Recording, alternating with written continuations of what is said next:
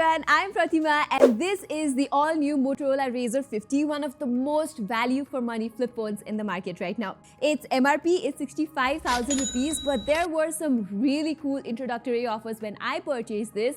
The sale started recently on 20th and I am hearing the price is going to go lower during the Amazon festive sales too. With all the offers, you should get this phone at around 50,000 Indian rupees. Anyway, the most interaction I have had with flip phones is from Samsung, and switching to a Motorola Flip was a completely different experience. So let me talk about the good things first. Right out of the bat, the first thing I noticed is how big and functional this cover screen is. It's the segment's largest, which is a 3.63 inches OLED screen, and hence I was able to do so much more here than just being able to use shortcuts and view notifications.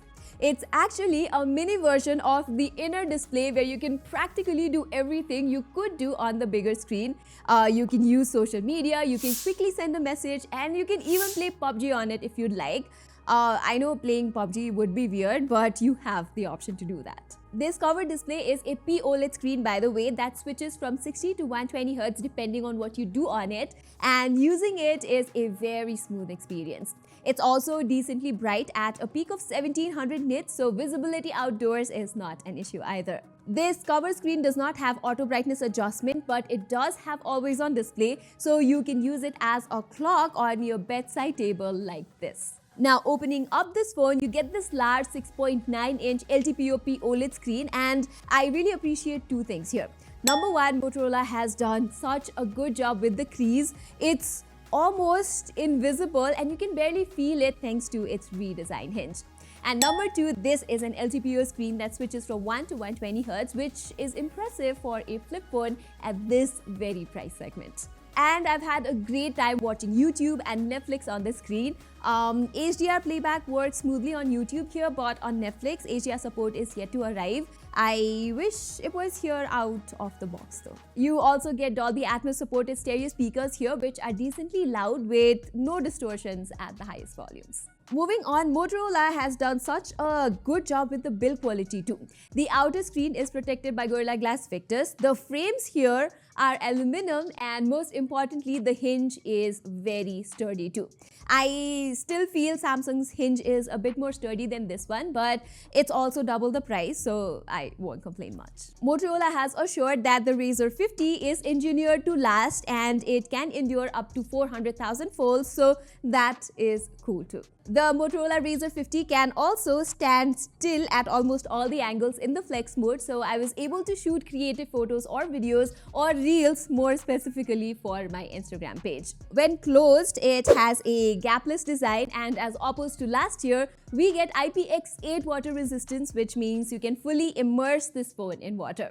Motorola says they have integrated dust filters, so you can get a little bit of dust protection too. Another thing I like here is you get sort of a rounded form factor, which makes holding the phone or flipping it open very comfortable.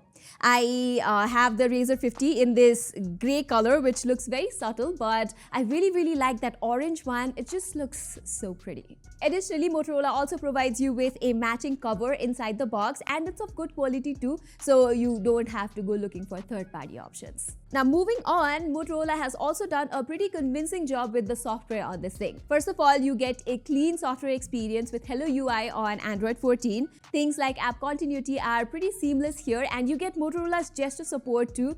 They all work pretty well, whereas Motorola has packed in some AI features here too. You can use Gemini from the cover screen itself, and then there is the Magic Canvas feature, which is basically an on-device AI wallpaper generator, which is surprisingly good at its job, by the way. A neat trick is to make your command as descriptive as possible, and then you can get quite a convincing wallpaper that isn't necessarily cartoonish. The company has also promised 3 years of OS and 4 years of security updates on this phone. Now, since this is a flip phone, I am sure most of you might be curious to know how the battery life on this thing is, and I am happy to report that with the 4200 mAh battery, this phone gave me around like 5 hours of screen on time, which means if you're someone whose battery needs are not very extensive, you can actually get around a full day's of usage with this phone. If you are a power user, you might need to charge the phone towards the evening. This phone also supports 33-watt fast charging, and good thing is that you get the charger inside the box itself, and the stock charger takes around 1 hour to fully juice this device up. Motorola has also upgraded to 15-watt wireless charging from last year's 5-watt, so if you fancy charging your phone wirelessly, you can do that too. Alright, so now that I have praised all the good things about the Motorola Razr 50, let me get through good things that could have been a little better here, starting with the performance. This phone is powered by the Dimensity 7300X chipset. Now, if you're confused about what that X means, well, it is a custom-made Dimensity 7300 for flip phones. Anyway, we have seen the Dimensity 7300 in action in a lot of mid-range phones recently, and we know it is good enough for day-to-day usage and a little bit of gaming too, but that's about it. The performance on this phone is not the most competitive. In games like PUBG, I was able to get an average of 59 FPS with pretty good stability. I could play Mobile Legends at around 89 FPS without an issue too. Again, this is not a gaming-centric device, so sustained gaming performance is not something that this phone nails, but for casual gaming, it's good enough. The next average aspect of the Razr 50 is the cameras. Spec-wise, you get a 50-megapixel OIS primary camera with Moto AI and a secondary 13-megapixel ultra-wide/macro unit whose performance is just decent. Now, I don't mean this phone has bad cameras, but it requires good lighting conditions for producing good images. You can see from the samples here, they have a sort of a contrasty output, but the colors are nice and you can notice a very natural sharpness in the images that's not overdone. The primary camera is able to handle dynamic range pretty well too. In slightly unfavorable lighting conditions, you will see the images lose a lot of details though, and the ultra-wide-angle shots are just okay. I wish they could handle dynamic range as well as the primary lens. Good thing is that the portraits from it are quite pleasing. The Razr 50 is one of the few phones that actually gets the skin tone right most of the time, and you also get a few different focal lengths to try as well. I love the portraits from the 50mm mode. The skin tone is quite rich here, but the subject focus blur is great. The phone has a 32-megapixel selfie camera, and just like the portraits, the skin tone and everything is quite nice. During nighttime, the phone is able to produce bright shots, but if you want better exposure management, using night mode is a better idea. Videography-wise, you can shoot up to 4K 30 FPS from the main camera and up to 1080p from the selfie cam, which I don't think you would use because since this is a flip phone, you can just turn on the higher resolution back cameras and shoot better 4K videos for your reels, shorts, etc. Alright everyone, that was all for my experience with the Motorola Razr 50. Like I said in the very beginning, switching to this phone was a refreshing experience for me, especially software-wise. I appreciate the company focusing on the functionalities of the cover screen as well as providing a premium design. I do wish the performance side of things was a little better, but apart from that, there are very little things to complain about here.